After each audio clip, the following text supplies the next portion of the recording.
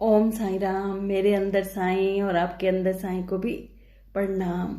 कई लोगों के मन में प्रश्न उठता है कि हम बाबा की भक्ति कैसे करें। तो मैं आपको बताती हूँ बाबा की भक्ति कैसे करनी चाहिए। देखो, मैं कोई ज्ञानी तो हूँ नहीं कि मैं बताऊँ, मुझे भक्ति के बारे में मालूम हो। पर मैं कैसे बाबा से जुड़ी और मेरे मन को कैसे बाबा की भक्ति से खुशी मिली, वो मैं बताती हूँ। सबसे पहले मैं जब बाबा से जुड़ी तो मैंने बाबा के भजन सुने। मुझे बाबा के भजनों में बहुत आनंद आता।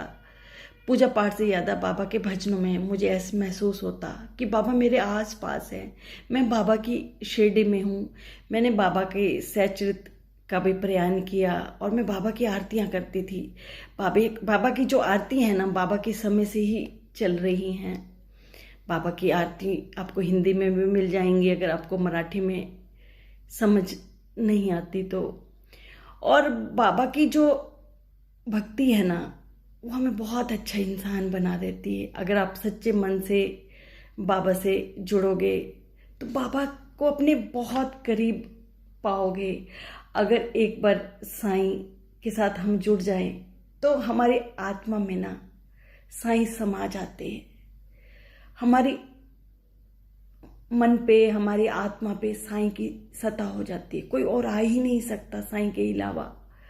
आप मानोगे, जब मैं बाबा की भक्ति में जुड़ी तो हर वक्त साईं साईं मन में। अगर मैं सूर्य को भी जल चढ़ाती तो साईं का नाम आता। शिव जी पे भी जल चढ़ाती ना तो ओम साईं नमः निकलता। तो मैं बाबा की बहुत दीवानी हो गई।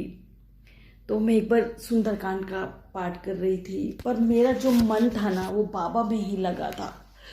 पाठ का कोई मतलब ही नहीं समझ आ रहा था कि क्या पढ़ रही हूँ। उस दिन मेरे मन में विचार आया, कहीं ये भगवान नाराज नहीं हो जाएंगे कि मैं साईं की इतनी दीवानी हो गई। पर उसी समय देखो एक मैसेज आया मेरे पास कि साईं समुद्र की तरह हैं, उसमें सभी देवता समाये हैं। अगर आप साईं को जो कुछ भी समर्पित करते हो तो सभी देवताओं को समर्पित हो जाता है। देखो, बाबा ने मेरे प्रश्न का उत्तर दे दिया कि तू कोई शंका मत कर। तो अगर मुझे मानती है तो समझ ले कि हम सब देवी देवता सब एक ही हैं। अब देखो, हमारे मंदिर में कितने सारे भगवान होते हैं। हम भोग कोई सबको अलग अलग थोड़ी लगाते हैं। हम रखते हैं तो हम सोचते हैं कि सभी देवताओं को समर्पित हो गया। तो सभी, अगर आप एक की पूजा करते हो, जिसको भी मानते हो, तो कोई शंका मत करो, एक को ही मानो। क्योंकि बहुत सारी नावों में सवार होकर हम मंजिल तक बिल्कुल भी नहीं पहुंच पाएंगे। अगर हमें साईं से इश्क हो गया ना तो हम दुनिया के सबसे बहुत अमीर आदमी हैं। अगर हम बाबा से कुछ मांगते हैं, कुछ भी मत मांगो, साईं से जब भी मांगो तो साईं को ही मांगो। साईं जब आपका होगा तो सब कुछ तुम्हारा ही होगा। आप मानो हर सांस सुंदर हो जाती है जब साईं दिल के अंदर होते हैं। कोई बुरे विकार आते ही नहीं। जब मैं बाबा से जुड़ी तो मेरे मन के अंदर जब विकार आते तो मैं कहती कि मेरे मन में अगर ये विकार आएंगे तो बाबा तो मुझे छोड़ के चले जाएंगे। क्योंकि बाबा ने तो साफ कहा है कि मैं विकारों के साथ तो रह ही नहीं सकता।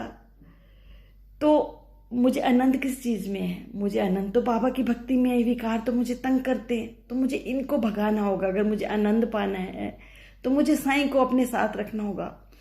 और जब भी आते मैं उनको ज़बरदस्ती भगा देती। और आप सच मानो, विकारों को निकालना मुश्किल नहीं है। कोई भी अगर विचार तंग करता है तो उसको कहो कि तेरी ज़रूरत नहीं है मुझे। आप 4-5 बार कहोगे तो वो अपने आप ही चला जाएगा। साईं में अपने मन को लगाए रखना खुश रहने का एकमात्र तरीका है। सच में एकमात्र तरीका है। जब बाबा एक बार अपने भक्त की जिंदगी में आ जाते हैं ना तो उसे कभी नहीं छोड़ते। उसका हाथ थाम कर रखते हैं। चाहे बाबा आपकी परीक्षा लेंगे। बाबा कहते हैं कि जब तुम मेरी भक्ति में आओगे तो आजमाए जाओगे। कई बार इतनी मुश्किलें रख दूंगा तेरे सामने, पर याद रखना तेरा गुरु हूँ, कस के पकड़े बैठा हूँ, आपको गिरने नहीं दूंगा। सच में बाबा गिरने नहीं देते। जब आप बाबा के साथ जुड़े हैं, जब आप कोई गलती करने लगते हैं ना तो बाबा आपको रोकते हैं। देखो, जैसे माँ अगर छोटा बच्चा चलने लगता है तो उसकी उंगली पकड़ती है ना कि कहीं गिर ना जाए। तो ऐसे हम भी बाबा के, भगवान के आगे हम छोटे बच्चे हैं बाबा के आगे, तो बाबा हमेशा हमारी उंगली पकड़ कर रखते हैं। और जब हम कोई गलतियां करने लगते हैं तो हमें रोकते हैं, हम दुख का पाते हैं जब हम बाबा की बात नहीं सुनते और बाबा से उंगली छुड़वाकर हम भाग जाते हैं और अपने आप को चोटिल कर लेते हैं। और चोट लगने के बाद अफसोस होता है कि अगर हमने बाबा की बात सुन ली होती। हम लोगों ने पता क्या है, अपने चारों तरफ ऐसा शोर शराबा कर रखा है कि हम अपने भीतर की आवाज़ को अनसुना कर देते हैं या वो हमें हमारे तक पहुंच ही नहीं पाती। बाबा हमें रोकना चाहते हैं, हमें गिरने से बचा भी लेते, लेकिन हमें उनकी परवाह कहाँ। हम तो जो ना बाहरी चकाचौंध में इतने डूब गए हैं। अगर हमें अपनी ज़िंदगी में शांति और सुकून चाहिए तो हमें अपने मन की आवाज़ सुननी होगी। जो बाहर का शोर और चकाचौंध है ना, उसको ख़त्म करना होगा, तभी हम भगवान की आवाज़ हमें सुनाई देगी। भगवान अपने बच्चों से सच में बहुत प्यार करते हैं और चाहते हैं कि उनकी ज़िंदगी में दुख ना आए। वो हमेशा हमें रोकते रहते हैं, गलतियां करने से रोकते रहते हैं। जब हम अपने अंतरात्मा की आवाज़ सुनने लग जाएंगे ना, तो हम गलती करने से रुक जाएंगे। आप जो कुछ भी करने लगते हो ना, कोई काम भी, जो कोई विचार, तो ये सोचो कि अगर हम ये कर रहे हैं ये बाबा को अच्छा लगेगा। अगर आपको लगता है कि आप गलती पर हो, बाबा को अच्छा नहीं लगेगा, तो आप उस काम को करो ही ना।